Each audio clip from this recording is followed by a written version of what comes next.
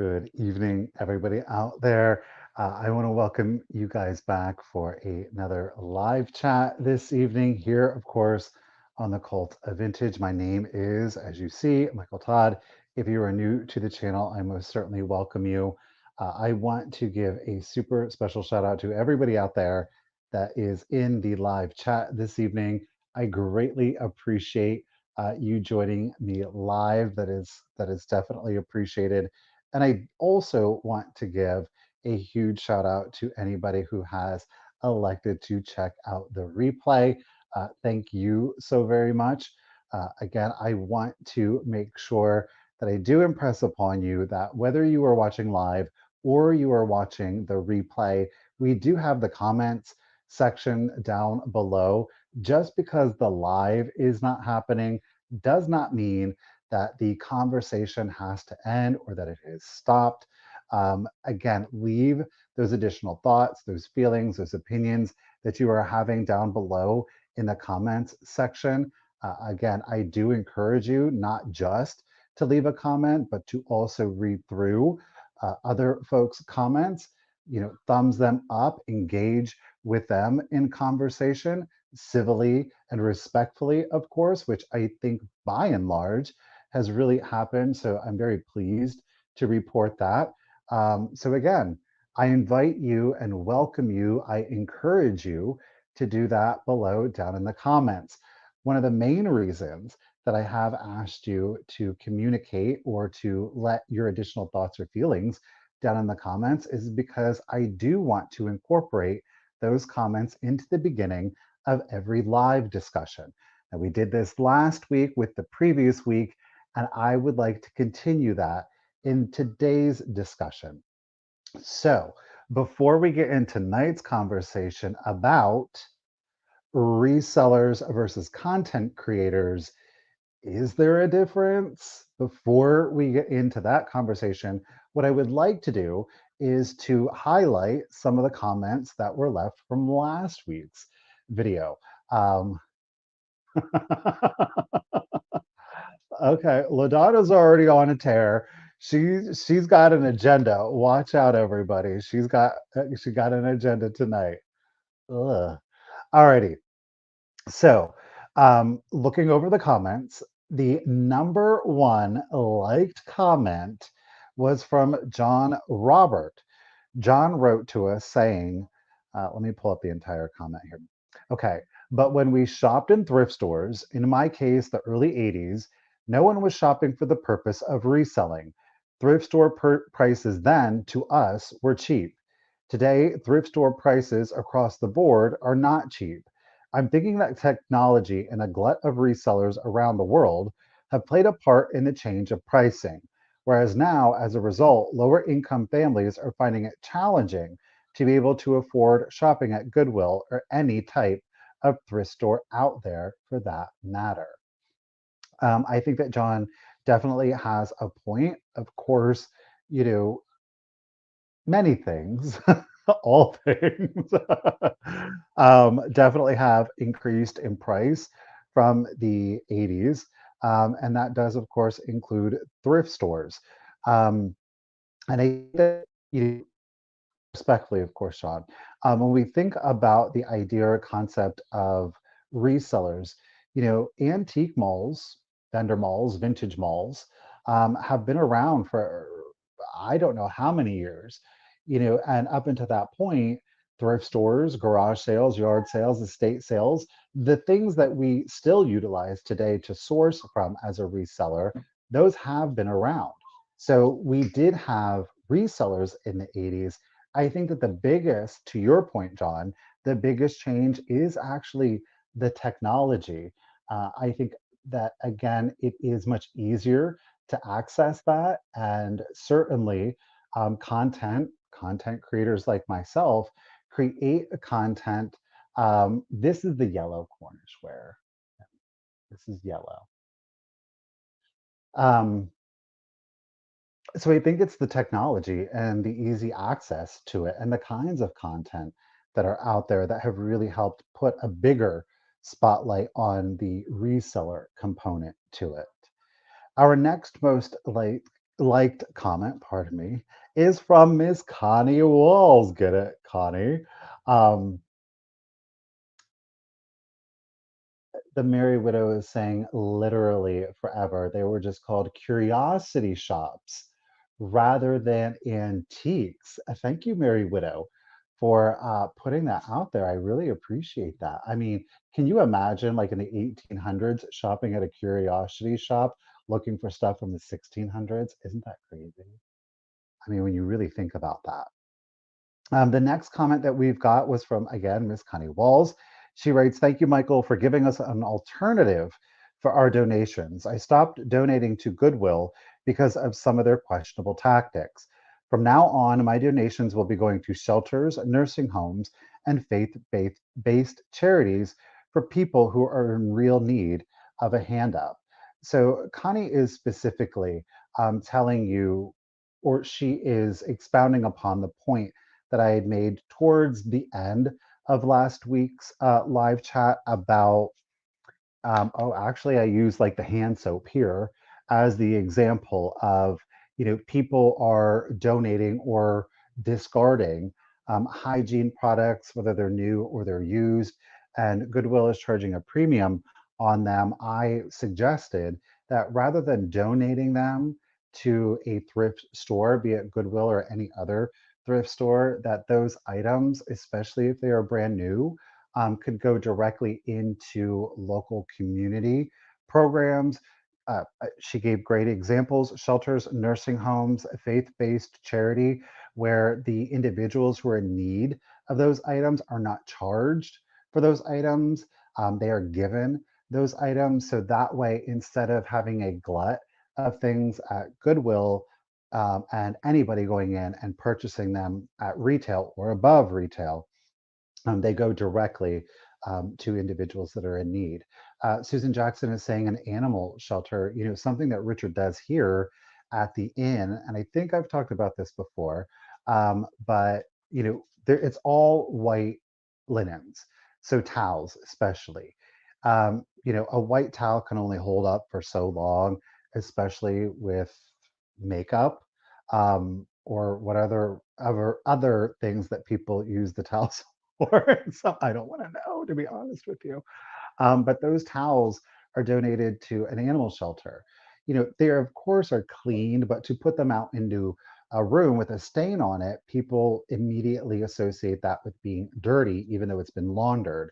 So rather than just disposing of them or donating them to Goodwill, who would then resell them, those are gone directly to an animal shelter where they are used for bathing and drying the dogs, or for using them as blankets for the animal shelters. So again, sometimes thinking outside of the box is a great way in which to utilize the items that you either have too many of, that you know that you're not going to use, or maybe you've just moved on to something else. Blanket, towels, toys, cleaning supplies, absolutely. All of those things can go directly into an organization that will give them directly to an individual that is in need. And one of my favorite ones um, is of course the women's shelter. So again, when we talk about ladies, if you do have clothing, especially if it is nicer, or I should say professional clothing, it doesn't have to have a label attached to it when I say nice, but when they are professional clothing,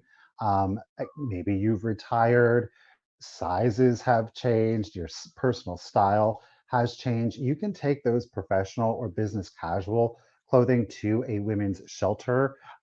Because, again, as I pointed out last week, a lot of those women are fleeing circumstances where they just have the backs on their clothes and they don't have either the financial resources. Thank you, Stacy. Appreciate you, lady. How are you? That is Miss Ethel Ann Redvan there on Instagram. So again, you can take those things and donate them directly to an organization that is going to put them directly in the hands without cost to somebody that is in great need. They use those clothes then to go out and seek employment, going on job interviews. And I think that that is a tremendous cause.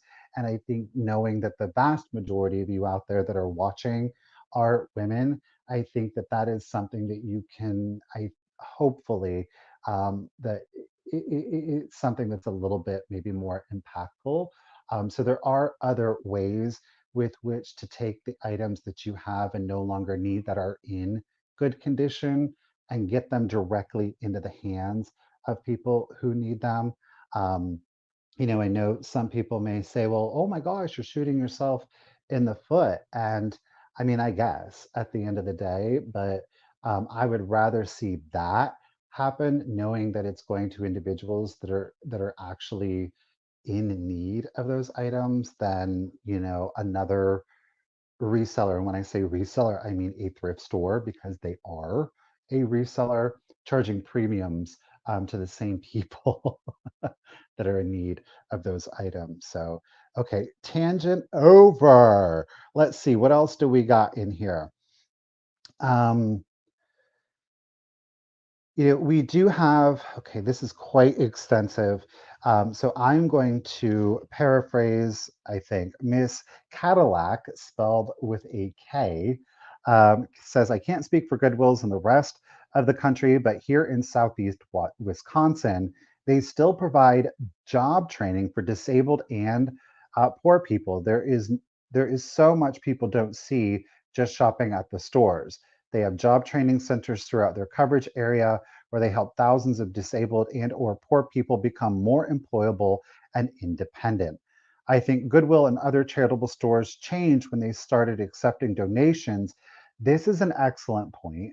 I think Goodwill and other charitable stores changed when they started accepting donations at their stores rather than at drop boxes, or in our case, Goodwill had semi trailer donation centers throughout the area, and the donations were taken to the main plant to be processed. At the main plant, clothing went through their laundering process and items were cleaned, priced, and then sent out to the stores. Unfortunately, the store donation centers hurt lower income people because the thrift stores in their neighborhoods get less valuable donations. I think that there is a lot to digest in this one. So again, I just want to re-emphasize with what Ms. Cadillac said in that is that she believes that the charitable stores, thrift stores, changed when they started accepting donations at the stores versus at the drop boxes. Now, when you think about it, how many like Goodwill, the blue boxes, do you see anymore? Barb is saying that they still do that in the Bay Area. Where I am, where I was in Pennsylvania and where I am in Ohio, I don't see blue boxes. To donate the items, you have to take them directly into the stores. And I think that Miss Cadillac is really bringing up a really interesting point is that, the Goodwills exist within certain communities, and that Goodwill then becomes reliant upon individuals bringing those items to the store to drop them off versus those items being dropped in a blue box where they were picked, they were put into a distribution center, they were laundered, right? We all know the smell of some of the thrift stores. They were laundered and then distributed back out to the stores, whereas that doesn't exist anymore. I think that's an incredible point to make. She's saying regarding the prices, it is simply about supply and demand. In an economy that sucks, they have no idea what donations they will receive. Then you have more people shopping at thrift stores because they can't afford new. When the thrift store supply is down, but the demand is high, the only thing they can do is raise their prices. If the prices are too obscene, I love the good use of the word obscene, they won't sell and the store will have to mark them down to sell them. I do not begrudge any charity trying to make as much money possible to support their mission to help the community. Jane is saying that they still, okay, what are you saying, Jane? We have boxes still. Problem is, people are taking goods out of them, and it isn't necessarily the needy. That is incredibly unfortunate. Ugh. Um, Let's see here. We've got Abby Play says, I'm a lifelong thrifter, not a reseller. I was thrifting because of necessity, not for income. I shop silently along with sellers. My perspective is completely based on my experience. I really respect that, Abby. I don't judge anyone ever. I just am trying to take care of my family because I can't afford shopping anywhere else. My children's father died very young, and I take care of my family the best I can with my limited resources. My respect to you, girl. Just wanted to let you all know we exist. I don't judge anyone though, as I said. I do notice I'm not able to find many things as I used to before the reseller phenomenon. It's just facts. I notice heavy items are left the most and sets of dishes and clear glass. It's just different now. I can't say it's good or bad. It's just different. What? Brenda is saying there was a blue box near my old house. It was always overfilled. Then someone set it on fire. Of course they did. Why wouldn't they do that? Stacy, I absolutely agree. People also leave tons of other junk in front of the boxes. And I do think that that was, unfortunately, what's going on there, Danny. Um, I think that that does have a lot to do with it. That is something that we spoke about previously. Is you look at what happened to Goodwill stores when we had the COVID lockdowns and people were just piling stuff and piling and stuff, for a month, at least a month, if not up to two or three, depending, of course, on the location and the store. And those things sat out in the inclement weather. They got completely destroyed. People weren't donating, they were just getting rid of stuff. Again, going back to the point that we were talking about earlier, is that, when it's in our heart to try to help, I don't know how helpful it is to anybody other than ourselves when we have things that are bagged up and ready to go. And we're like, oh, they're not open. Let me just throw it here in this heap. And I think the same thing happens or did happen with the boxes is that people were just shoving stuff in there and just it was willy-nilly, stuff was broken. You had all kinds of garbage. I would assume people would probably also use it to dispose of their garbage so they didn't have to pay the garbage man, which is really sad and unfortunate. Those are the times that we do live in. Um, let's see, there was one other one that I did, and of course, it seems like they have gotten out of order on me. Oh, where are we at? Okay. So Tyler Davenport writes, I find myself drifting away from your videos. I want to shop and look at fun things. I don't really care about the practices of Goodwill. If we boycotted every business with questionable business practices, we wouldn't have any place to shop. Taylor, I think that you bring up a couple of really good points, actually. The first one, obviously, I'll mention this with regards to finding yourself drifting away from your videos. And Tyler, you weren't alone in thinking that. Other people, of course, did like the comment, and that's fine. I have to say, and I guess I will be very clear, especially as the conversations progress, is that I had to mentally and emotionally prepare myself for people leaving or feeling having that opinion. And I have to be okay with it. At the end of the day, speak to your point of wanting to shop and look at fun things. That hasn't been my priority of late. And there's a lot of thought that has gone behind that. Now, as a full-time reseller, I am still shopping. I am still looking for things to sell. It's just the way in which that I have chosen to handle it. I have decided that because there are so many options out there with regards to shopping and looking at the fun things, that it just kind of took away some of the fun for me because it was just another voice in the choir. I felt, and this is my personal perspective, and that I wanted to do something different. Hence, kind of, I've wanted to do these videos. Um, they were going to be posted videos. So it was going to be an edited video and you could watch it whenever. And I was like, well, why don't we have a live discussion? I wanted the conversations to be brought up like we are doing now. And I wanted to keep that. And I was like, Well, if I want to have a conversation, why not have a live so that way people can engage in real time? People still have the opportunity to leave comments. Now, and this is actually why this is the most important thing I think, Tyler, that you brought up is the idea of if we boycotted every business with questionable business practices, we wouldn't have any place to shop. And I think to that point, that is exactly why we need to talk about it. Because as you have illustrated, and I do agree with you, Tyler, is that this issue is systemic.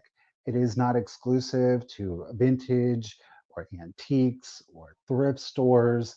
Um, I think that it is, and I think most of us can agree that there are a lot of really questionable business practices that do exist, and not just in Goodwill, but across the board. And if what we are constantly looking for is a good time, is a distraction from those very things, and we don't hold those conversations, if we don't make the space with which to hold those conversations, the situation, those questionable business practices over time become worse and worse and worse. And at the end of the day, the only people that we can really point a finger of blame at is ourselves individually and collectively, because we were too busy wanting to be entertained rather than taking care of the necessities. Now, I do want to say this before we get into this evening's conversation. Well, Lisa, see, and that's the beauty of this is that I recognize as a, and I want to be specific, and as a content creator, I cannot please everybody. I have never, when I started this, there has never been an illusion that I would be able to entertain everybody, even the largest of the largest YouTube content creators do not entertain everybody. You have got to go into this knowing who you are at the end of the day. And I do mean fundamentally, you have got to know who you are. Because when you are putting yourself out in a public sphere, you are going to get the good, the bad, and the ugly at the end of the day. And the only thing that you can do is to take confidence in knowing who you are, and trying to do the best that you can and to try to provide entertainment. I, again, personally I find greater entertainment in having deeper conversations than I do going out and talking about shopping. To each their own. Some people will find shopping far more entertaining than talking about more topical issues. And that's the beauty of YouTube. There is something out there for everybody. And I think, honestly, for me, something there as a whole that I have recognized, and I've recognized it not just in the vintage and antique community, but across the board. Obviously, we are keeping it to vintage and antiques because that's what this platform is about. But I feel that there is a lack of individuals, content creators that are using their platform to speak to you as a consumer, as a community member, as a subscriber, as a viewer. I think that so very much of the conversations revolve around the actual reselling aspect. And some is done with intention. I think some is done just because it's what everybody else is doing, and that's what you're supposed to be doing. Um, so yes, with that, I think that it does bring up. Donna girl, what are you saying? You aren't an airport, and people don't have to announce the departure. They can just take another flight. Just saying. I mean, uh, truthfully, I'm not upset with the comment. I'm really not because, and I am completely sincere.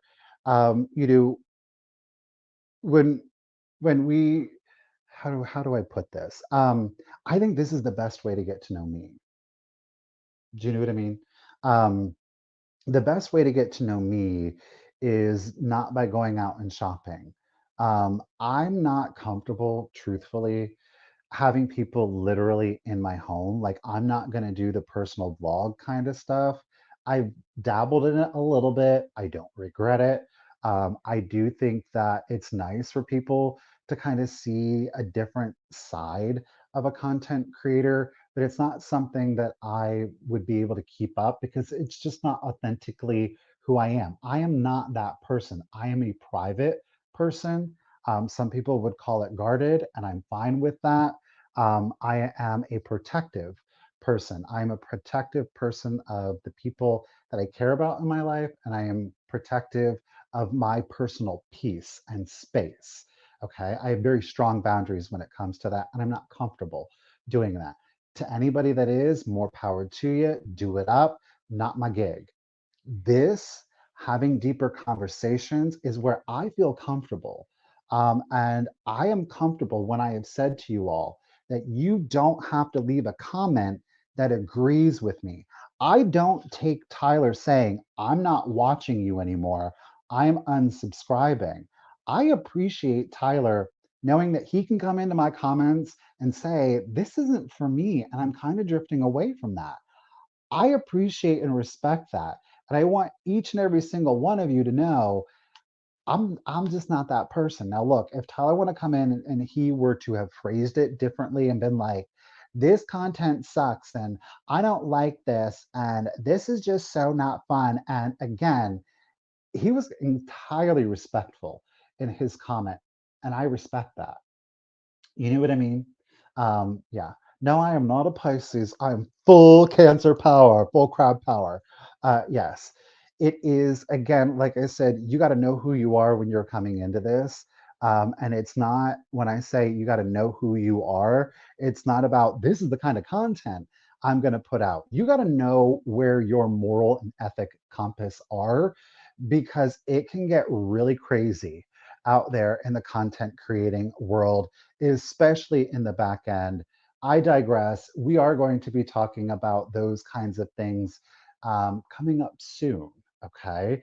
Tonight, though, tonight's conversation is about being the difference of being a reseller and a content creator.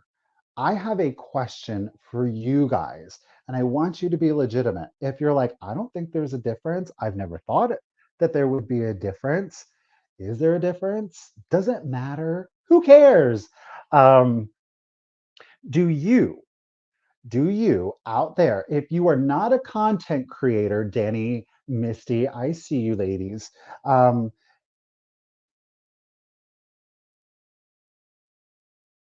I don't know. Yeah, anyhow. So if you are not a content creator, okay, you can be a reseller, but if you are not a content creator, do you, as a subscriber, as a viewer, as a community member, as a consumer, have you given any thought to there being a difference between being an actual reseller and being a content creator? Has that been a thought that you have had? Do you feel that there is a difference? Do you think that there is a difference? I'm curious to see what you have to say in that regard. So I'm just going to see what you guys have to say. If anybody has anything to say, and if nobody has anything to say, I will progress with the conversation. Um, there are definitely some interesting things that I think um, Miss Pammy is saying there's a difference to me. Some can do both and some can't. Okay. Okay, Barb's, we are going to talk about, of course, what a content creator is. Beth, she never gave it a thought. Danny is saying, I'm a content creator who resells. I appreciate that, right? I appreciate that. I think there are a lot of people out there that actually, even though they are doing both, they haven't given greater thought as to what is really going on here. Okay. Oh my goodness, you guys are blowing it up there. Um, Lisa, she got no idea from one from the other. Um, Ginger follows a lot of content creators who aren't resellers. Carol is saying yes, there is a difference. I am an eBay reseller. couldn't do the whole content creation thing. Okay. Joanna, come on, girl, what you got? I just think a reseller with a background as a content creator that resonates with people might have more success. I think that's in very intuitive, right? Bet or Jane is saying I do a little bit of both. Mary Widow, there's definitely a difference. There's always been two totally different jobs to me. Miss Barb is saying I think there's a difference for sure, but I consider myself a reseller, but don't want to be a content creator, at least not yet. Um, Stacy saying, I'm just a lazy content creator. I do reels, but not much editing. I don't do long form content. Um, okay. So, Monica, I see your comment. I do want to come back to that. Content creators do music reviews and beer signs, stuff like, okay. All right. Yeah. Brenda is saying that she thinks that I do both. I agree with you. I do both, as a matter of fact. Yes. Um,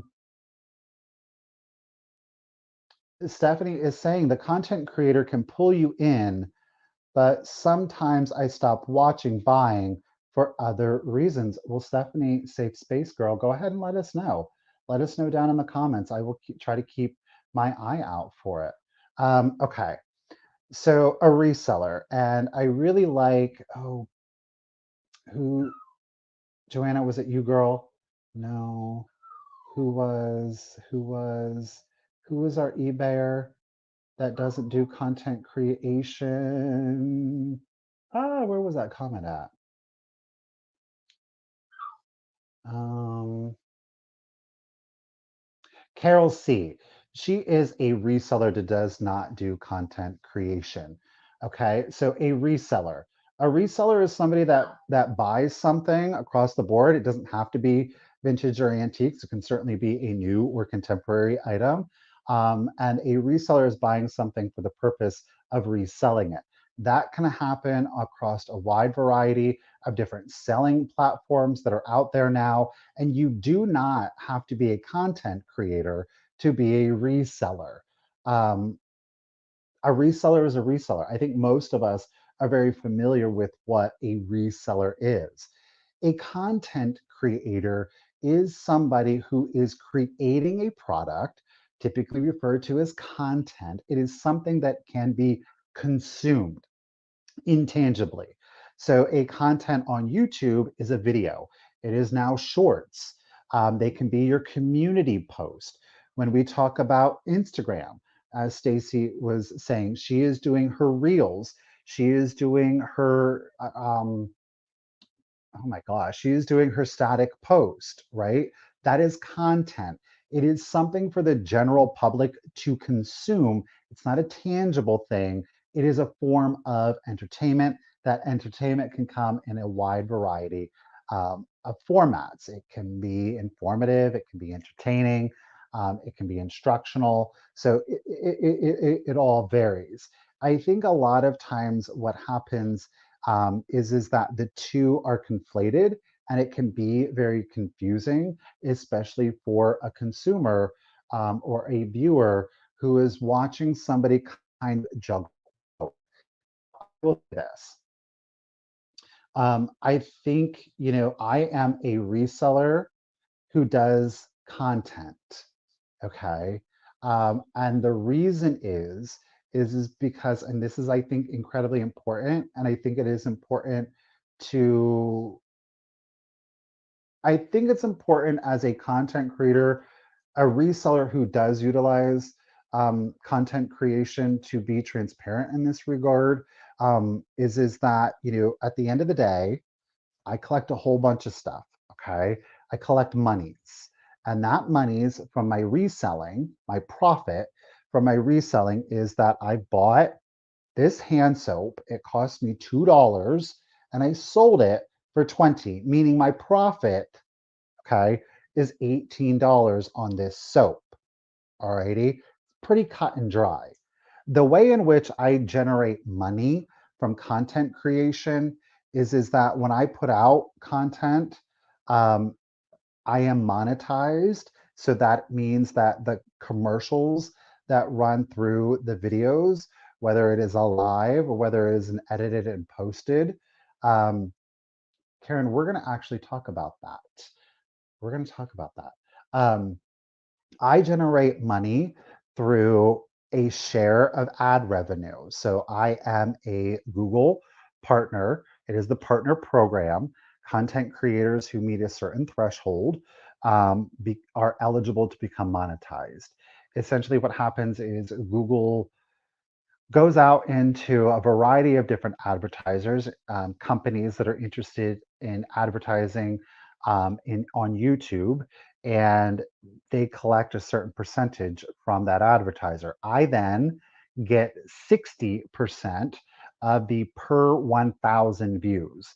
In other words, every content creator on YouTube is paid every 1,000 views. Now, that payment can range depending on a wide variety of things to the extent that it is, even as a content creator, incredibly difficult to discern exactly how the money is broken down. At the end of the day, I just pull up an app and I see what I'm currently being paid.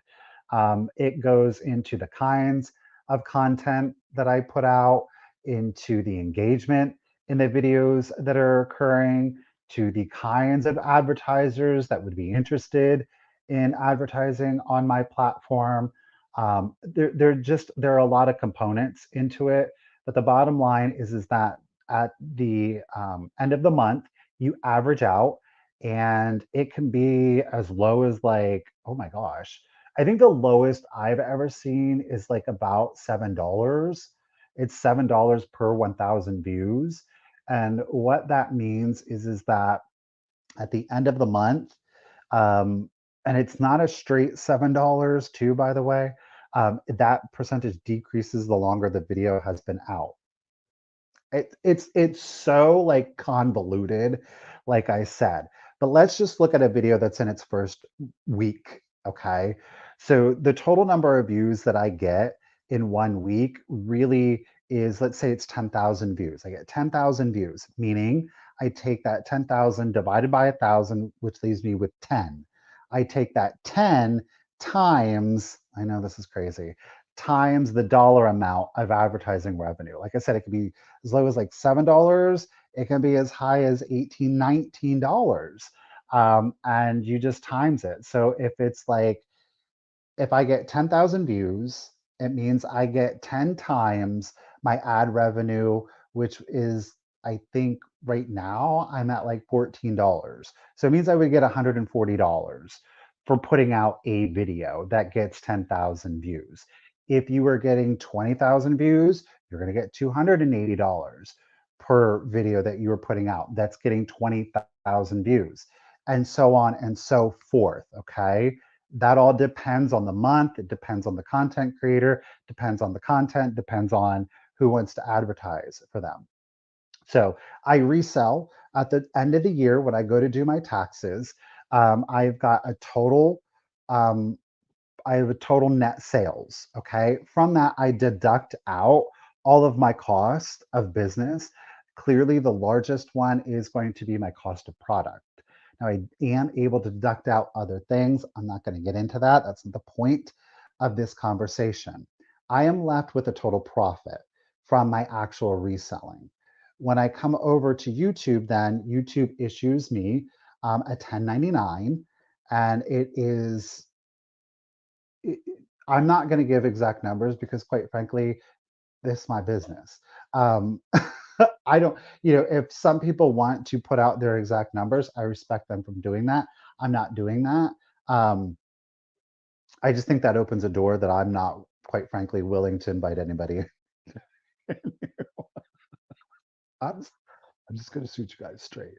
Um, So essentially, what it really looks like for me as a reseller who does content is that 80% of the money that I make comes from reselling. 20% at the end of the year, money that is going into my pocket, money that I am keeping, okay, after everything is said and done, 20% of that money comes from content creation, okay? So when I look at the black and white of it, I am a reseller who does content. My content is about reselling or can be about reselling, okay? Now, there is, of course, a third category, and not to create too much conversation. Um, but Karen was saying, is content creation considered an influencer? I do not believe it is considered an influencer, and we will be diving into that next week, actually, as a matter of fact, because there is a third category. Um, a content creator can put out any form of content. Okay. Like I said, it can be vintage and antiques, which clearly we were talking about. It can be another huge content community is like it was that the all the rage was like the beauty community. So there is a wide variety of different content that can be put out. Okay. So what do you guys think? Does that make sense? Okay. Yes. So why is this important? Okay. I'm going to go ahead, Jane, and we're going to just go ahead and we're going to kick the door in. We are going to open this one. Why do I think that it's important? I want to preface what I am about to say is that I want to say that I fully recognize that this is a personal opinion. And while others, you may agree with me, that doesn't mean that everybody does. Just because all of us here tonight, and maybe all of you in the comments might agree with me, doesn't mean that other people are not going to have a different perspective. I in no way am saying that I am right. I am just going to share my perspective. What I have come to find is that there is a vast difference, especially when it comes to content creation, that is in direct relation to reselling, that there is a perception that is put out into the public sphere. The content that is, I think, more often than not, the content that is created for the public to consume is the perception of what reselling is and not the reality of what reselling truly is. The biggest discrepancy, in my opinion, that I do see occurring and consistently occurring is surprise, surprise. We're going to tie in our last conversations to this point is the idea or concept of being able to be a full time reseller utilizing or relying on specifically thrift stores and Goodwill. There have been a number of comments that I have received when I would do um,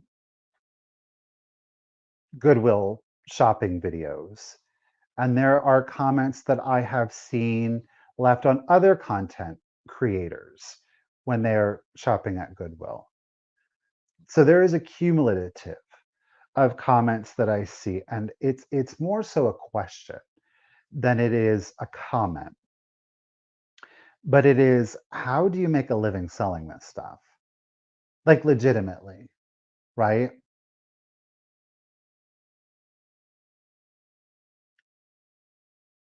Better late than never. Absolutely, Kim. Um, the reason that I want you and the reason that I started, I am getting a leg cramp right now, y'all. So you just gonna have to bear with me for a quick second in my thigh. I will not be deterred from this point, but I'm going to maybe sing a little bit, just try to get through it. How y'all doing tonight? Oh Lord Jesus, help me right now. Woo! Of course, this would happen on a live conversation when I can't just turn off the camera and let somebody else do all the acting. Oh, just get through it. Just get through it. Just get through it. Oh, I'm trying. I'm trying on point. I am trying on point. I know. I know. I know.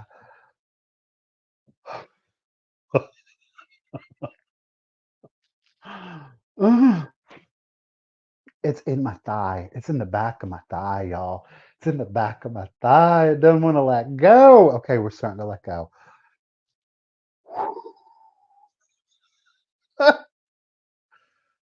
I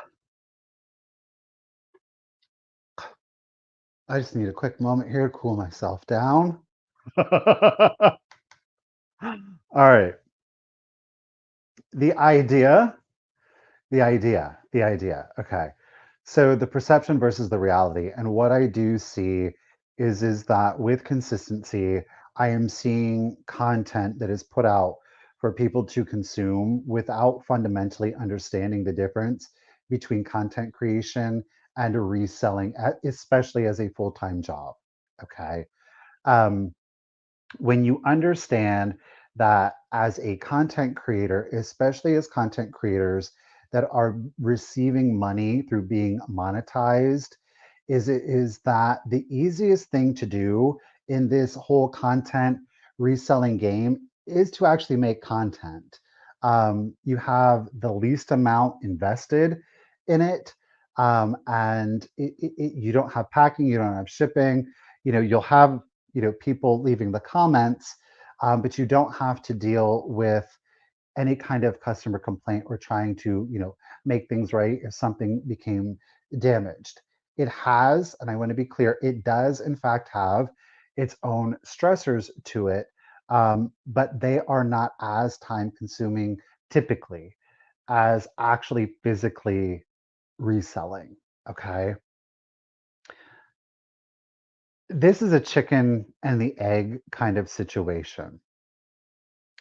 Guess what kind of reselling content does the best? They are thrift with me videos. They are Goodwill videos. They are the videos that really help paint a perception that anybody can do it. You can walk into your local Goodwill store and you're going to find, yes, ma'am, you are going to find that item for $5 and it's going to be worth 500. Okay. Um, and it's not to say that those instances don't happen, they do. But if you want to do this full time, you cannot rely on those instances to consistently pay your bills. Okay. Um, and I guess I want to speak to you guys as consumers of the content, because I know that so many of you have found inspiration, not just entertainment, but you have found inspiration through maybe a specific content slash reseller. Maybe it is through several reseller slash content creators. And it may have inspired you to want to do the whole reselling thing, be it part time or full time. I want to, and again, this is an opinion, state loud and clear to you is that you're seeing content creators that are getting tons of thousands of views on a Goodwill video, and they're going in and they are buying stuff that you're like, oh, but how are they making money? But you can sell that and make a living on it. No, boys and girls, you can't. The reason that content creator who is making reselling content can make a living doing that is because they're getting 80%, they get 80% of their profit, money in their pocket at the end of the year from being a content creator who makes reselling content. There is nothing wrong with that. I want to be very clear. I'm not trying to say that one is right, one is wrong, but I do think that it's incredibly important to know the distinction so that way, as you are watching content, that you have a full, clear, and transparent, truthful um, understanding of how this stuff actually works. You know, I can go if I were getting, all right, let's just go ahead and do it. If I were getting tens of thousands of views from me going into Goodwill, I could buy whatever junk I wanted to buy and I could sell it for 10, $30 maybe, because I'm making money through creating content, right? Does that make sense? Do you all understand that conceptually that, and again, it's not this, and it's not, this conversation is so incredibly nuanced because it's not always the same for everybody. Um, Okay, Stephanie is saying true but boring after a while. Barb's is going for the flea market videos. But again, that's an interesting point though, Barb's. Is that the kind of like under Goodwill are like the flea market, the yard sale, the garage sales. It's the content that really I think, one second.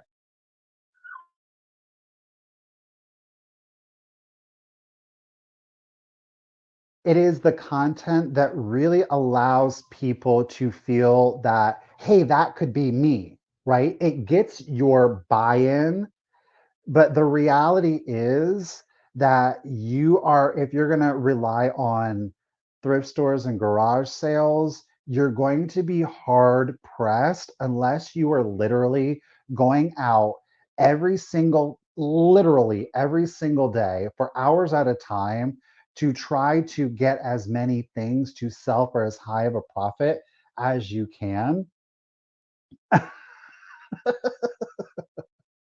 Um, So again, it just kind of creates this false perception of, well, oh my gosh, so and so is going in and they're shopping at Goodwill all the time, and look at how good that they are doing.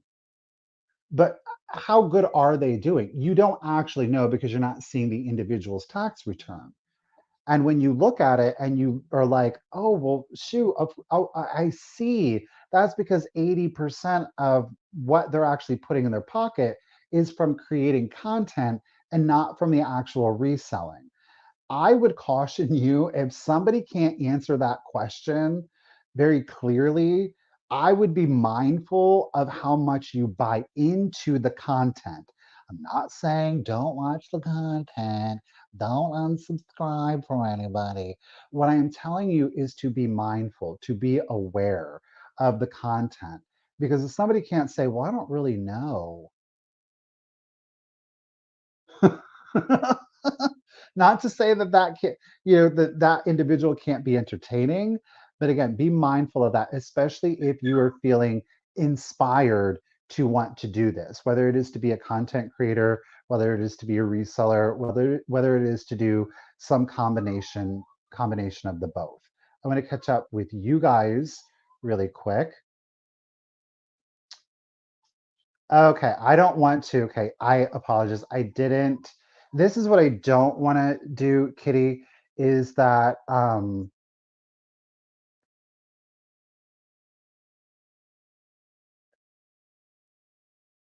I don't.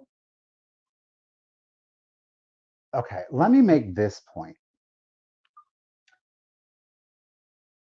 At the end of the day, and this is the and this is a big thing for me, is that just as we did last week, there sometimes is this idea or concept of pointing fingers. Okay. And trust and believe, fingers have been pointed at me, same said person. Okay. Truth be told. It's not a good feeling. I think most of us understand what it feels like to have fingers pointed at you, especially when things are not true. I am not the type of individual that is going to then perpetuate that kind of behavior. And we can say, oh, it's this person or it's these people. But at the end of the day, that person or these people have a platform for a reason. And that is because people are consuming the content. That is because people are actively going out and looking for Goodwill and thrifting videos. That's what I meant by the chicken and the egg. I said that earlier. I didn't really follow it up. It's one of those situations where it's easy to say, oh, well, so and so is, they're lying. No, they're actually giving you exactly what you want. By and large, the biggest search term when it comes to reselling content is Goodwill, is thrifting. That's nobody's fault. That's not a content creator's fault for giving people what they want. It's their job. It's my job, as a matter of fact, to give people what they want. I could, if I probably were smarter, no, if I were more motivated by the money, I would be doing more Goodwill videos. The vast majority of what you would see would be Goodwill videos because that's what people are searching for. Bottom line, bottom line, if that wasn't popular, if antique mall shop with me's were doing better, you would see more people concentrating on doing that than going to Goodwill. But again, that's why it's important for you as a consumer of content or of a reseller to understand the difference so that you can make more informed and better choices as to where or what you want to consume. It's not just about buying a product, it is about literally consuming content through a variety of different platforms. Um, so, any old how. Even as a part-time reseller, I need to go out every week for items and content, no days off. This is a full-time, if not more than full-time job, right? Um, a content creator goes into stores and has live sales and ships them for you at a cost. That is difficult. I have definitely, Barb's, thought, I have entertained that idea. It's difficult because you're getting a percentage on a sale, and I don't know how sustainable that would be for me. You know, and this is the other thing that you also have to understand. And I want to give a shout out to Miss Ann Eckhart. And this shout out includes a direct link to one of her most recent videos. It was entitled Broke Resellers. I'm not broke, but it's just funny. Um, I found it to be, Anne made a lot of really good points. So again, that link is down below in the description of this video. You can check out the entirety of the video. The points are made at about the 11-minute, 30-second mark. Um, is that you have to take into totality that some people are a single income, some people have multiple incomes in the household. That also affects the way in which people approach their content and their reselling. Some people have the luxury of buying things at retail and selling them for maybe a few dollars over retail, or selling it at retail, or selling it below cost. Um, I think Anne referred to it as like clout reselling. Um, I just can't wrap my mind around it. That just seems crazy to me, but it's hard for me to put it into that perspective because I am a full-time reseller who relies on income. Um, uh, but again, I guess maybe if you're generating more money from content, you have the luxury of doing that. Or if it's just a passing hobby, or if you have fun doing it, everybody's got to do, the each their own on that.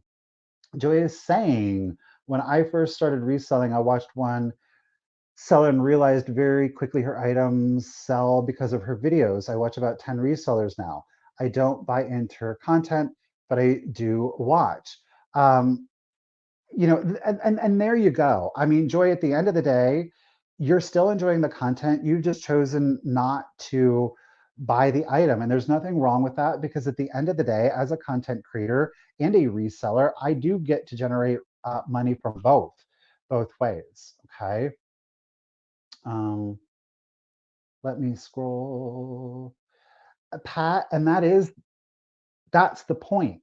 And I think sometimes that point, bottom line, viewers drive the bus,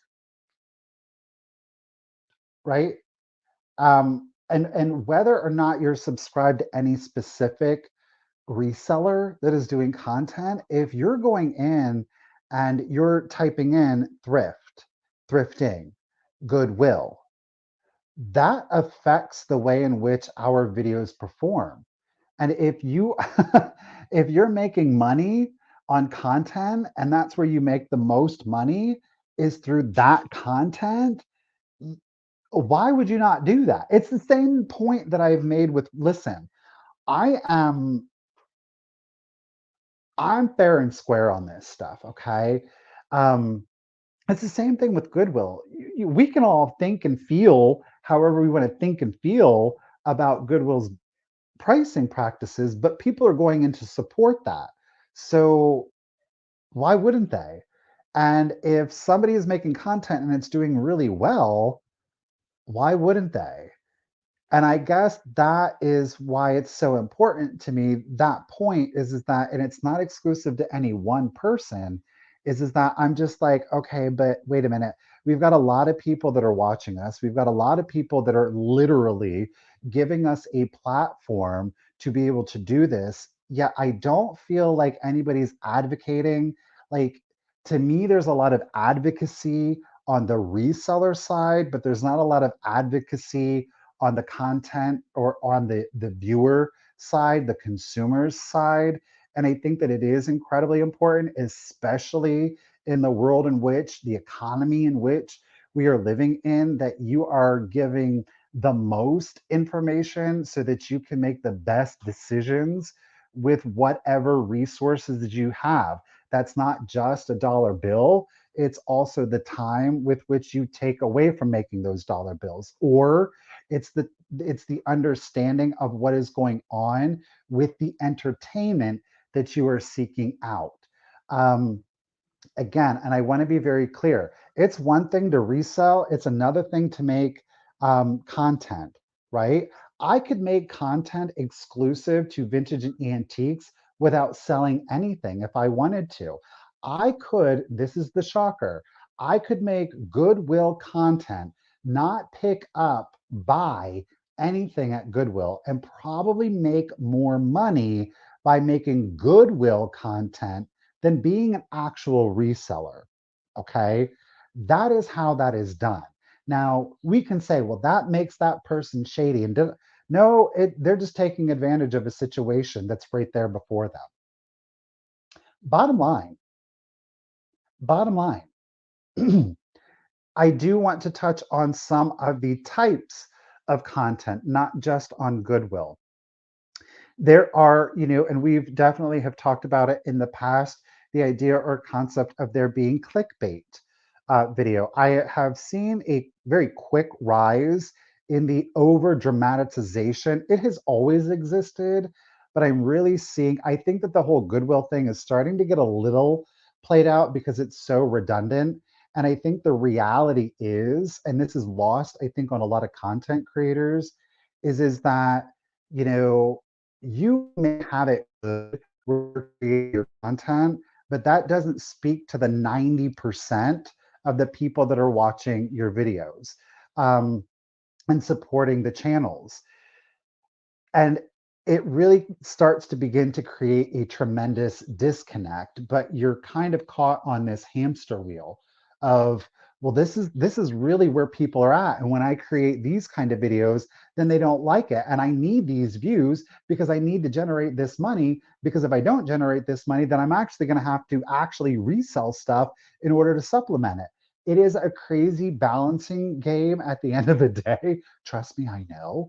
And it is exhausting, yes. I don't know where I was going with that, so I'm just going to go back to comments, truth be told. I like watching the content, but I have never thought, hey, I can do that. I admire you all for your work ethic and how hard you work. I'm a 9 to 5er, do my job, and then I go home. And Brenda, there is certainly something to be said about that. And again, I think that that is part of the perception and not the reality of it. It is it takes up a lot of space, it takes up a lot of time, and those that space and that time is typically taken away from your inner peace, if you will. Oh, yes, where am I at? I'm scrolling down here. Connie just treasure hunt. She's just doing the treasure hunting of it all. Rob, this is really interesting. Rob is saying, I dislike the concept of honey holes or secret locations for resellers. If they are using the store for content, they should give them the potential business of the views. I honestly, I 100% agree with it. Here's the deal. If you've got a honey hole or a secret location, then don't film in it. Just don't film in it. That's like somebody walking up to you and being like, I got a secret, but I'm not going to tell you. That is so annoying. Come on. We've all been in those situations where somebody comes up to us and they're going to be like, oh, you should hear what I just heard. What? I can't say, I can't say. Then why did you open your mouth to begin with? It's the same thing, boys and girls. If you've got a honey hole or a secret location, don't film in it. Don't do that to people. That's rude. And then don't get bent out of shape if another content creator goes into your secret honey holes and then says, this is right here. Store selling would drive her nuts. Could not do reselling full time. She just loves her vintage. Yes. Go ahead, Rosie. She has celebrated 40 years of full time this summer. It's been a blessed life. Congratulations, lady. That is certainly an accomplishment. All right. Yes, I'm not gonna get in the we're not gonna do the name and blame kind of thing. Again, I hope that I made that point clear. Um, I'm not. You can't fault somebody for giving people what they want. Um, I do, if I'm going to be honest, I do sometimes, and this isn't directed at anyone, but I do again, I just find that there's a lot of occasionally it comes across as purposefully um, as disinformation. And I think a lot of times it's just thrown out there because it does well and there's very little thought given to people that are actually watching it, how they may perceive it. Again, I think it's incredibly important, especially as if you do have content and that platform continues to grow, that you stay grounded, you stay humbled, you stay honest, you stay transparent, because at the end of the day, all of that could go away. I think if people really start to begin to realize that, oh, well, hey, that's not really how that is. Oh, that's not really how that is. And as I said earlier, I think that it is incredibly important to have more voices advocating on behalf of the people that have given us the opportunity to have a platform. And, I think that um, a lot of what has changed with regards to reselling and content creation is that so much of it has really become about what can I take? How much can I earn? How much can I sell this for? How many viewers do I have? How many people have subscribed? How many people have watched this video? Um, it's all become very one-sided. And again, I don't want to point a finger of blame because I don't think that it's any one person. I myself have certainly been swept up into that. And I think it's important to hold ourselves accountable first and foremost. I would like to think that I haven't gotten so far swept up into that. But what I will say is that you have seen me making less content. I do want to engage more in conversation, meaningful conversation that I do hope allows you to, again, make smarter, more informed decisions as you are watching content to better understand the reality of what is going on, most especially if you are, again, feeling inspired to want to try to do this, even if you are considering doing this part time. I know many people start reselling as the part time, the side hustle.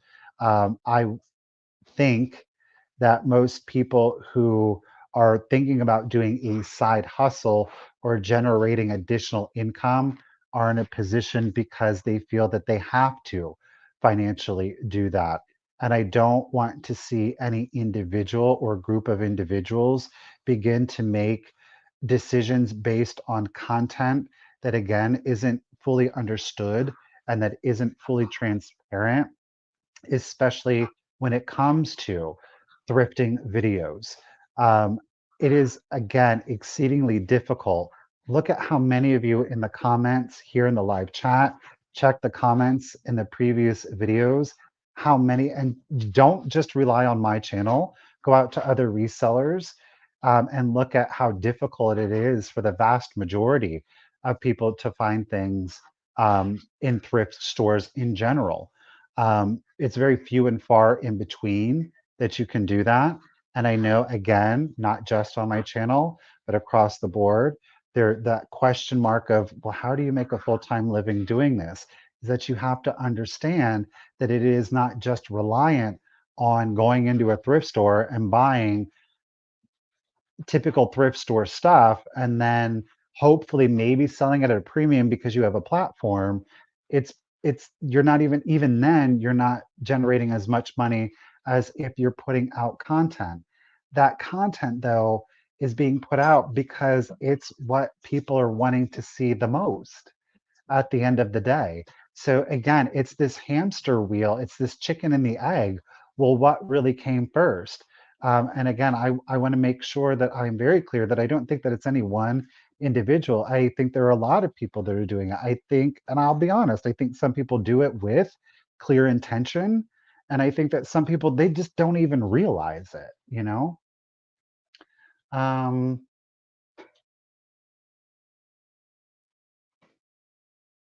what do we got going on here, Miss Joanna? Goodwill may have mass appeal, but I am more interested in a creator's aesthetic and taste levels than a bargain item selling high. You know, and Joanna, I most certainly appreciate that perspective. Joanna, I wish that there were more of you. I really truly do wish that there were more of you. It would be nice to be able to make 80% of my income from content creation rather than 20% because it is a lot easier at the end of the day.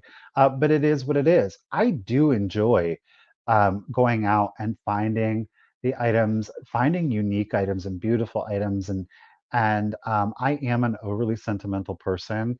And when I do see something like this, you all know I did buy it.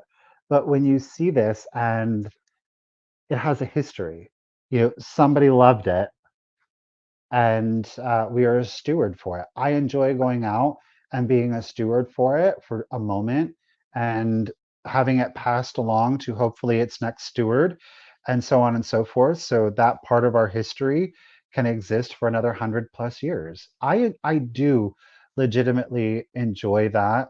Um, I love the thrill of finding it. I love the thrill of seeing that item and a bunch of people desire it, that gets me very excited.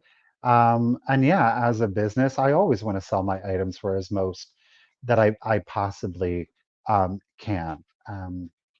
So again, that's where we're at with that. Um,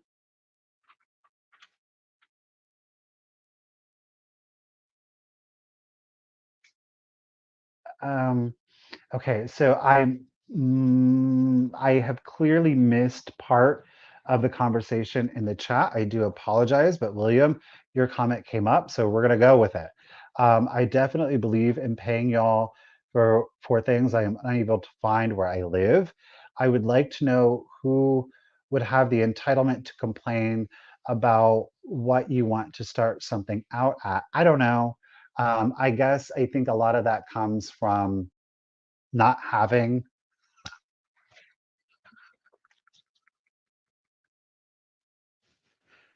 some of y'all in the comments.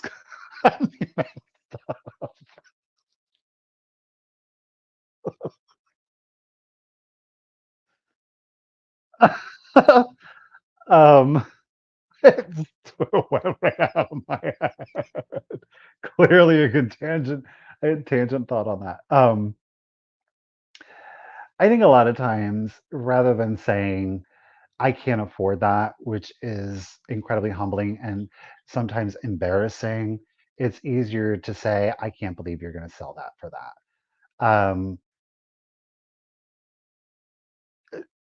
Sometimes our feelings can kind of create behavior that we're not necessarily proud of at the end of the day.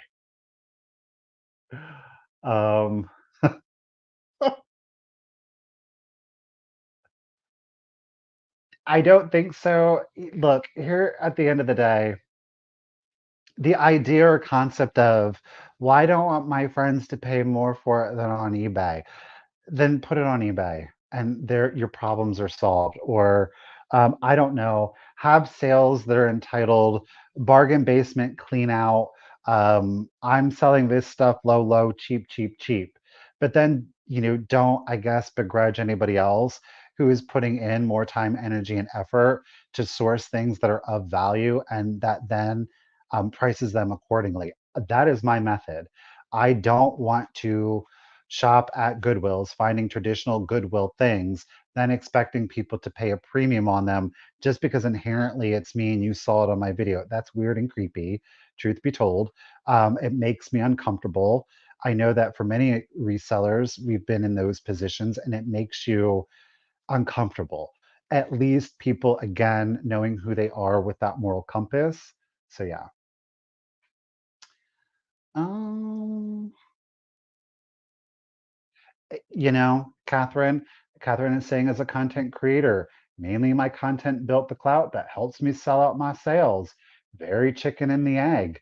I do believe, and I think that having a YouTube channel, utilizing Instagram and Facebook and a variety of social media platforms to help support your business, of course you should do that.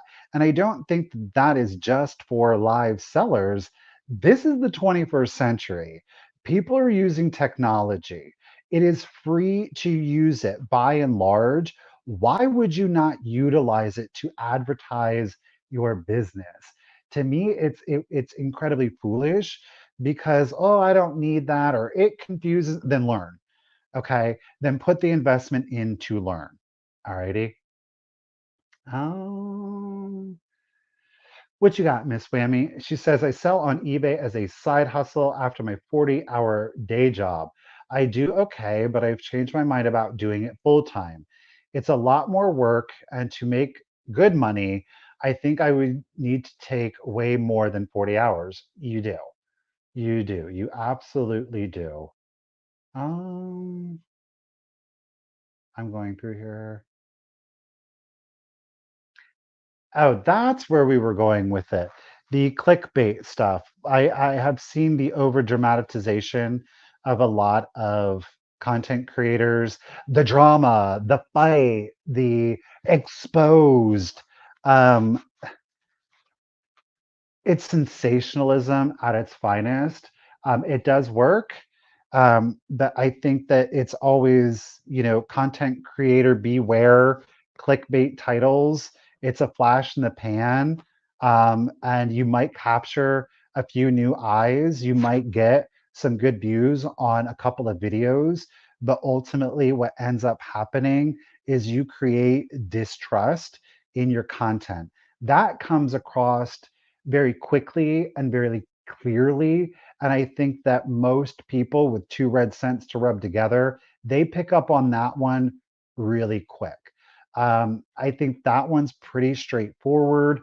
I know that the idea or concept of putting out the new thing that I see going on, and it's very prevalent, and I'm starting to see it creep into YouTube content creators, but it is very prevalent on TikTok.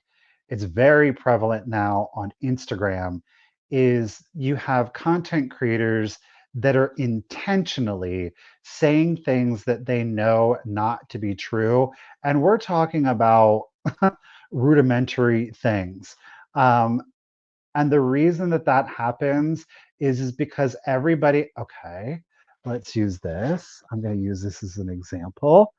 um, I don't know if you were with me or with us, Misty and I. We do a live sale every Tuesday. It was about 2 weeks ago.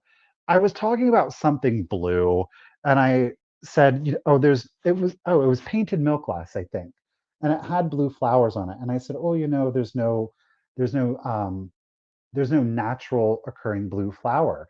And everybody in the look, that live sale chat blew up. Okay. So that was unintentional, but it is true. There is no actual, I'm Google it.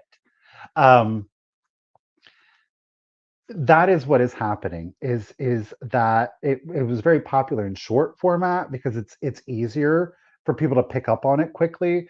But essentially disinformation is intentionally, and it's dumb stuff too.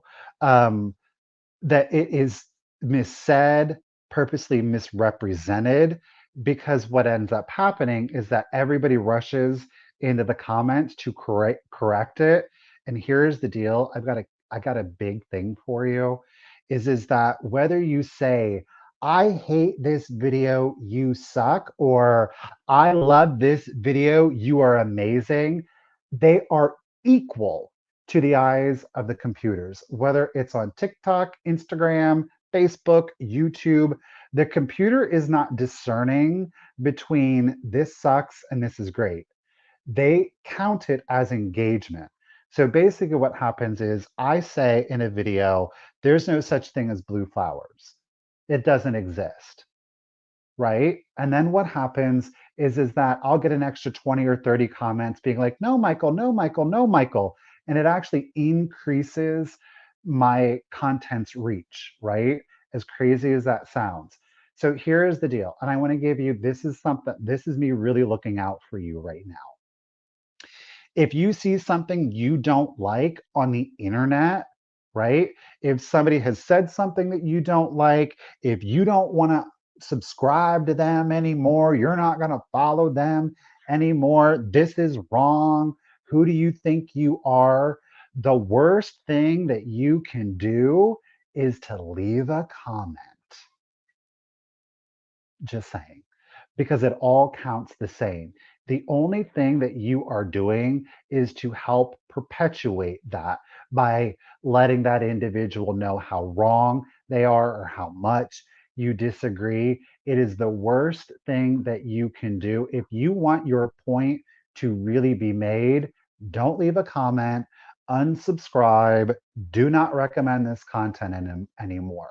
Those are the three things that carry the most weight. Anything else, you're actually just helping me. That is a huge tip for you when it comes to engaging in content. Okay. Why are they saying all of this weird stuff all of a sudden? Because I need you to get up in my comments talking about it. I guess by rights, I could say that me encouraging you to leave comments down below would fundamentally help these live videos reach a further audience.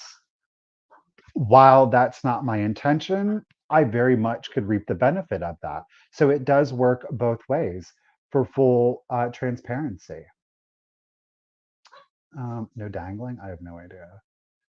So what are you guys saying? There's only been a few honey hole videos. I can't with those. Let's see what you guys have got to say. Back in the day, you would have had to open a brick and mortar. That is true. And I think that um, this is something that we are going to take further in conversation. I kind of alluded to it earlier. There was, of course, a question about it um, earlier.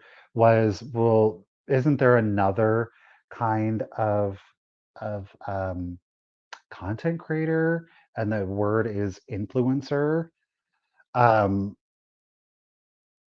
I'm not the biggest fan of the whole influencing kind of thing, simply because to me, it is just a further extension of consumerism. And a lot of times, and we'll get into this further, and it's going to propel us into the next conversation, which is going to get even deeper. But the influencing of things, I think, really exacerbates this idea and concept of consumerism, and it I want to say that this is a personal opinion. It reeks of insincerity. And a lot of that has to do with just because as a content creator, you kind of start to see how things operate. It's this incessant need, again, to take, and has very little to do with giving, but it's all built on the premise of, well, I'm just helping you out. I'm just doing this so you can make the best decisions. But if you click down below, and buy, I'll get something for it. So it's a bit duplicitous. It's a bit car salesman-y to me. It's not my favorite thing. Some people love it. They live for it. They're going to keep doing it. And at the end of the day, it is just an opinion of mine. Again, I can't say it's right or wrong, but I do want to make sure that you guys are making the best decisions for yourselves. And when it comes to the influencing of things, especially in this economy, it is so incredibly important to me that you guys understand it. I think looking at my overall analytics, the vast majority of you all out there that are watching are at 55 plus. I think truthfully, if you're about 40 and under, when technology really was part of your upbringing, and when social media, or if social media has very much been part of your adolescence or young adulthood, you are more equipped, not always, but you are better equipped to discern what exactly is going on. And I think that there are folks out there, I think there's a lot of folks out there that need it to be better explained to them, hence the conversation tonight. Um, Again, I feel that there is a hole that exists and in this community, there is not a space that exists for it. I think there is a lot of hesitancy um, from resellers and or content creators, the combination of both, is because there are things that we feel that we shouldn't say, because it's like there's a lot of advocacy on the reselling side, but there's very little advocacy, again, I think, for the consumer and or the consumer of content and or the reselling items. Again, I don't want to point a finger of blame. That's not what this is about.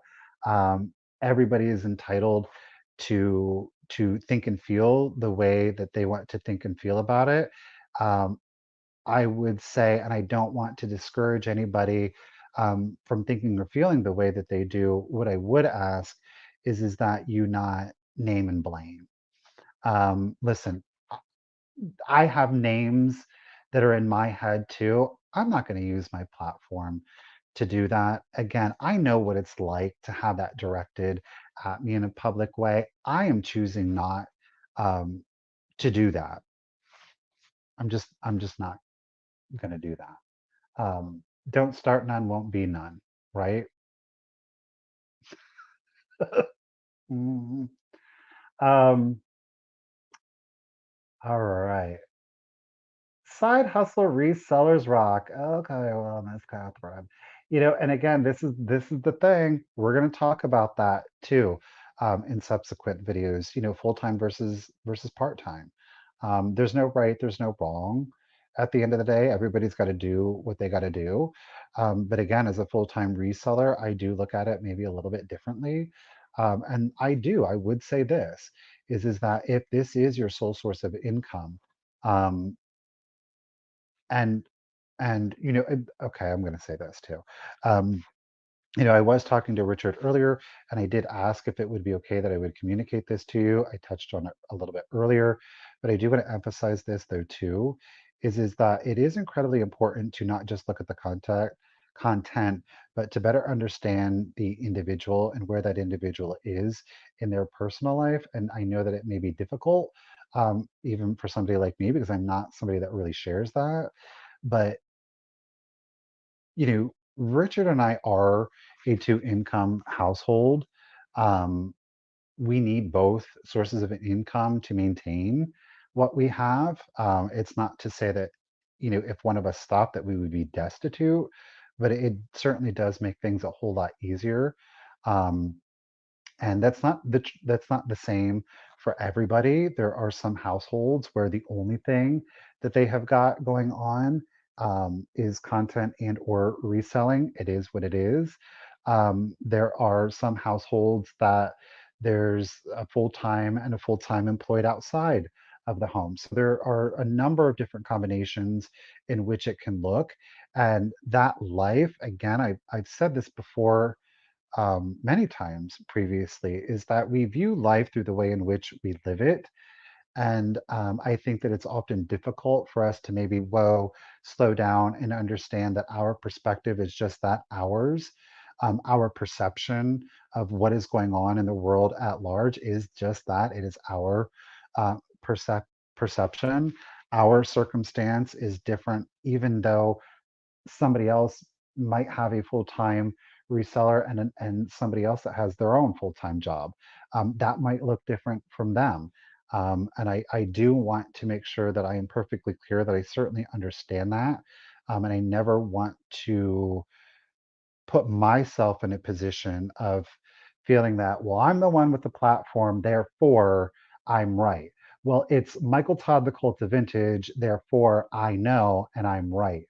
Um, Again, just not who I fundamentally am as a person. Um, in a perfect world, content would be created for engagement and connection, but I understand money makes the world go round. And Joanna, I think that at the end of the day, um,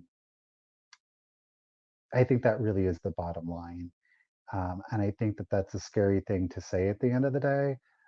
It's a scary thing for me to say at the end of the day because I do sincerely appreciate you guys. I do. As human beings, I appreciate you. Um, at the end of the day, I also appreciate you because you're helping me to earn a living. Um, eh, and whether that's attending a live sale or buying something off of eBay or coming here to the live sale, all of those things add up into my ability to do it. And at the end of the day, some people can afford to go to the live sales, some people can't. Some people don't want to go to the live sales, they just want to watch me shopping. Some people would prefer a live conversation. Some people graciously have said, no matter what you do, I'm going to do to support you. Those all add up into my ability to do this as a full-time reseller. And I do appreciate that. But at the end of the day, it is money. It is money, right? I don't, I think that admitting that is a scary thing. I think that most of us are grown adults and we can understand that. I think for some folks to say, well, it's not about the money, it's all about me trying to be your friend. It's just like, all right, but you got to make a living. listen, I think at the end of the day, there's nothing wrong with speaking the truth. As I said earlier, you got to know who you are as a person and know where that moral and ethic compass lies. I am a big proponent of, I'm going to tell you the truth. You might not like it, but at least you know I'm going to tell you the truth. When I get to know people on a personal level, one of the first things that I usually say is that look, I'm the kind of person that I would rather you hate me because I told you the truth than you love me because I told you a lie. That is who I fundamentally am as a person. I can't say that I'm a better person or that I'm right. I just believe in that in every fiber of my being. That is how I was raised. I appreciate that. I believe in that. I want to extend that to you all. I think that in some ways, unintentionally, I have put out content that might have been perceived in a certain way when it wasn't the actual reality of it. Um, I have, of course, created content to better support my business. But at the bottom line, again, and it has been historic, 20% of what I do in regards to content supports 80% of my reselling business. It might be different from somebody else. There's no right, there's no wrong. But I do believe in being honest with the people that are providing us, all of us, content creators, period, whether it's in vintage and antiques or in some other category. I do believe in being upfront and honest and allowing people to make the decisions based on that information, based on the facts, and not based on the idea or the perception of what I want you to believe so that I can make more money on the back end. I just, I don't agree with that at all. So any old how. Let's see.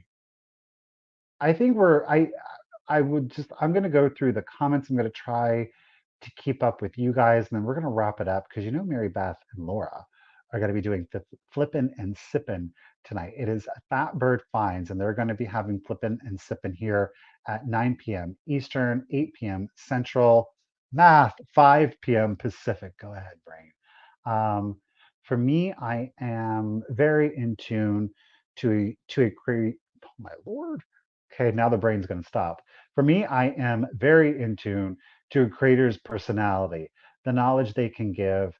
A successful creator tends to be charismatic and entertaining. I agree with you. I think honesty does help in that. Let's see what else.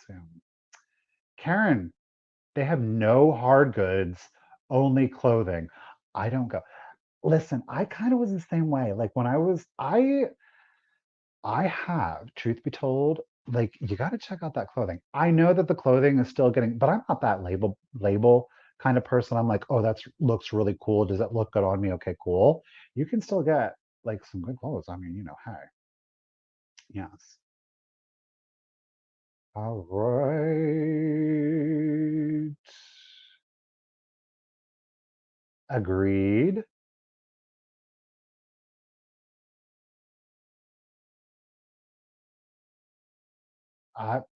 We're right there in the same boat, right? Ginger just loves the resellers because I hate going shopping. I have bought many more birthday gifts, Christmas gifts, and shower gifts. I am thankful for resellers. I can shop at home. It is the vintage and antique QVC of it all, though, isn't it? Oh, yeah. Melanie, mine were too. I get excited when I get top dollar for it. Girl, I get more excited, I bet. But thank you, Brett. Uh, let's see here. I mean, that's the way of this world. I don't, everything, Walmart, Target, I don't know, a grocery store, everything is being resold and everything is being resold at a profit. Ruthie is saying clickbait. Ugh. I agree. There ain't nothing. There ain't nothing worse. But there was like this thing of the yard sales. Every single video was a clickbait, and I was just like, I can't. Like, mm-mm. See, y'all are in there going blue, blue, blue. Negative engagement bait is a real technique to grow a channel. He's not making it up. It actually exists, boys and girls. It does exist. And again, just to go back to that point, if somebody's coming at you all kinds of weird, they're saying things that are just like, why are you? Don't say anything. Don't say anything. Don't reward the behavior. Okay. Ugh. Um, that's why I don't even click on some sites, much less make a comment. Oh, yes. Um, oh, and I do want to leave you guys with one other thing. I knew that there was, and I think that it is, um, it's interesting. This did just come to my attention. Um, and I did check it out. It is actually happening. But the video about the individual going to the shop Goodwill warehouse where they're like sorting and listing and selling everything. Many of you were recommending it. That was the first conversation that we had. And then in between the first and the second, that I had said in the second conversation that that video did come up as a recommended. So I did watch it. But of course, me being me and again being a content creator, I was like, well, how in the world? And then I'm, looking at the channel and respectfully, I was like, well, that's interesting that they would choose somebody that didn't have a very large platform. Certainly you would want this information to get out there. And then I was looking at the other videos. There was not a lot of engagement on the videos. So it kind of created doubt, which inevitably led to some questions. And apparently, that particular video is now being direct linked on Goodwill websites to be broadcast out. So I thought that that was very telling. At that point, I was just kind of like, okay, I've made up my mind. I won't say what it is. You make up your own mind about that. Uh, what made me want to do these discussions? Did a light bulb go off in your head or something? I am just wondering how this all came about. Um,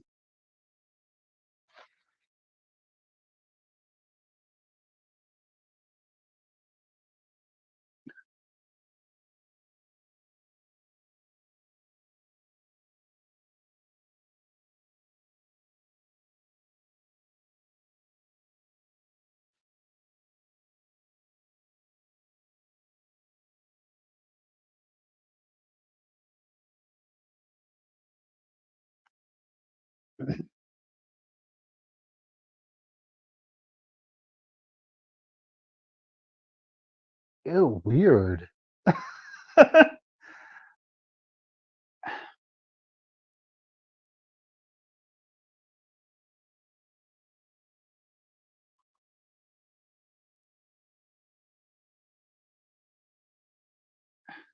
I have in the past said to you all,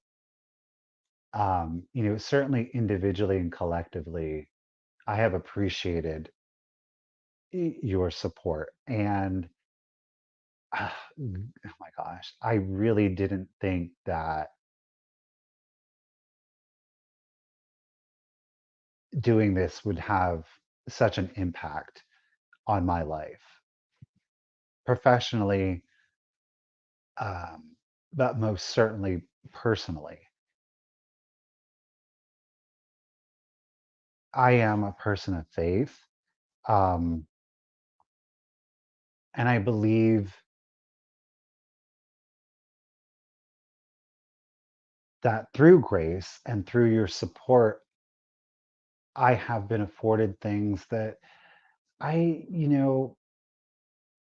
hadn't planned on, or maybe things that I didn't think were really in the cards for me anymore. And that changed. Um,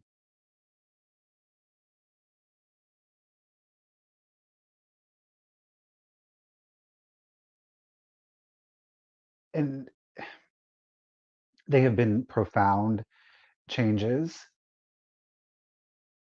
And there are, of course, each of you out there as an individual and as a community, you have profoundly affected and changed my life, and so much so for the better.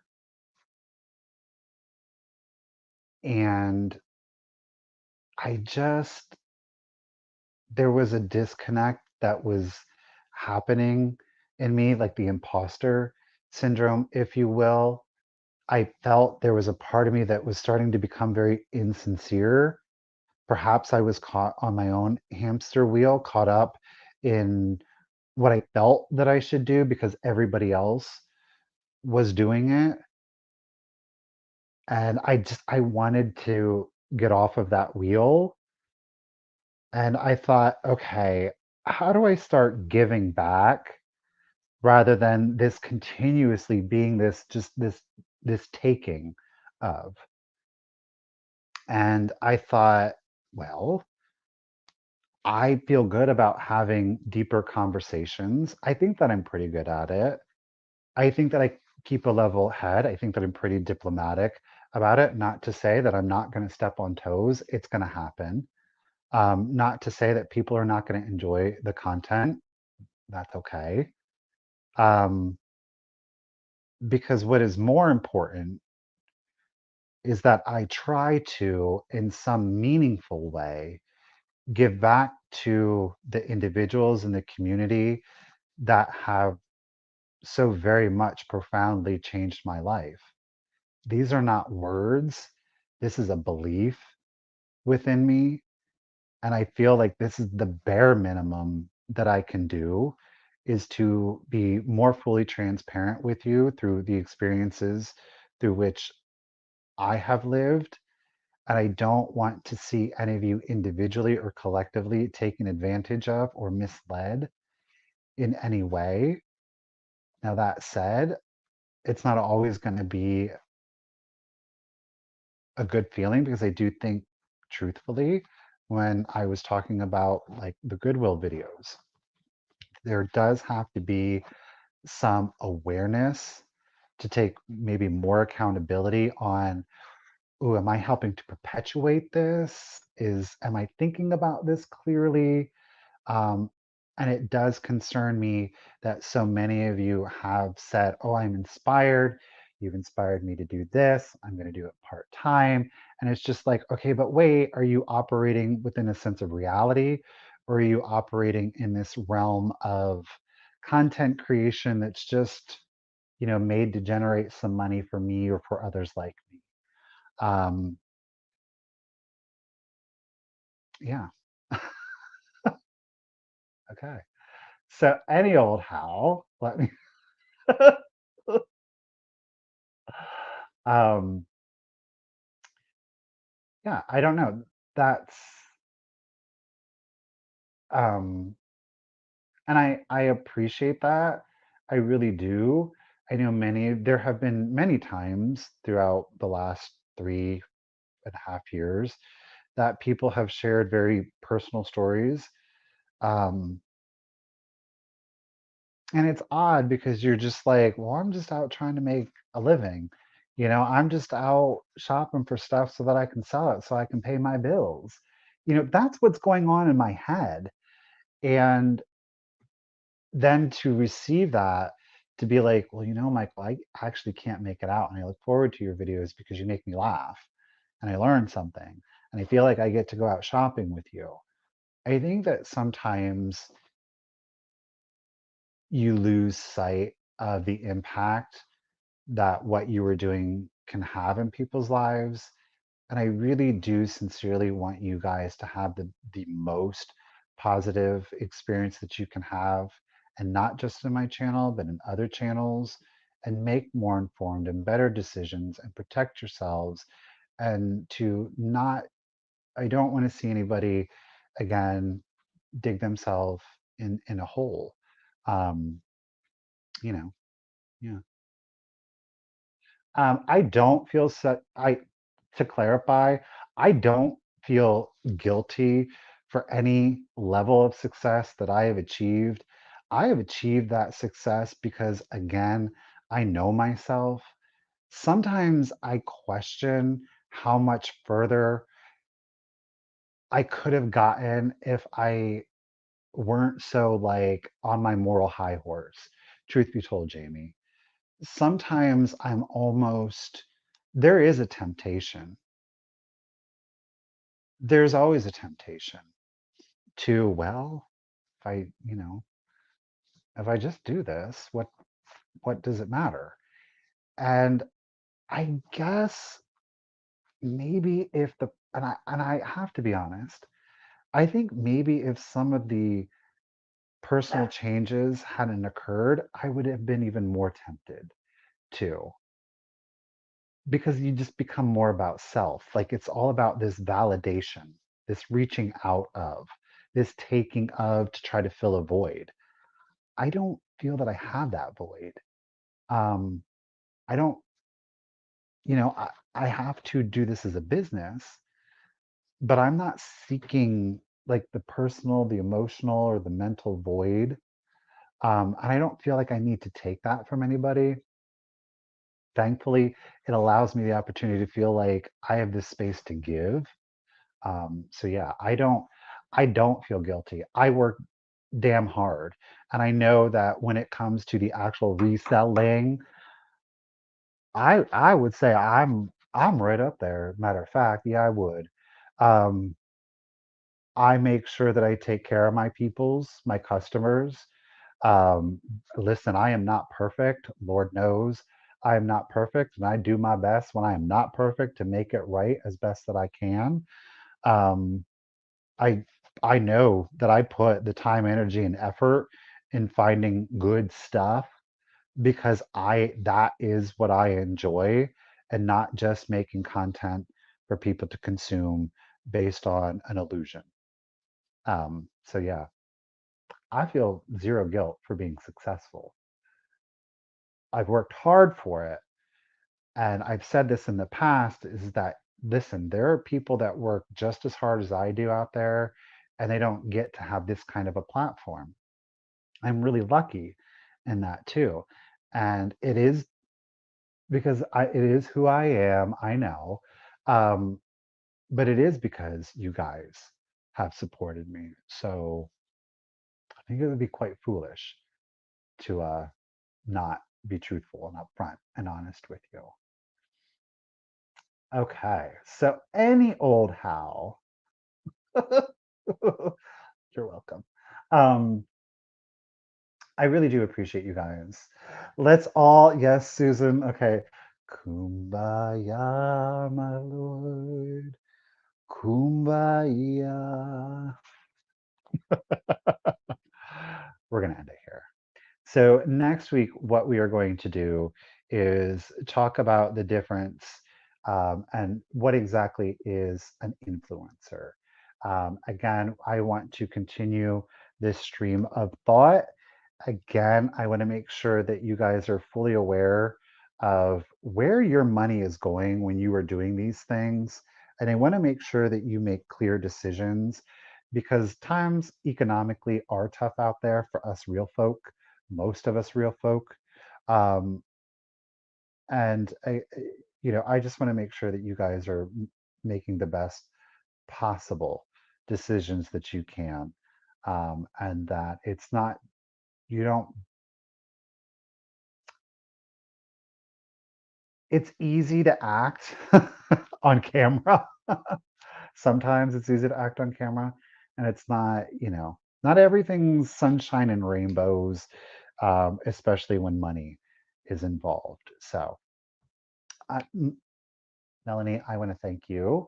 Again, I do want to remind you guys that while we are going to end the live, there are the comments that do exist down below in the posted video. Again, I am going to encourage you to leave additional thoughts, opinions, feelings, concerns that you have. And I do want to let you know that if you do, again, have an imposing viewpoint, you are more than welcome to leave the comment down there.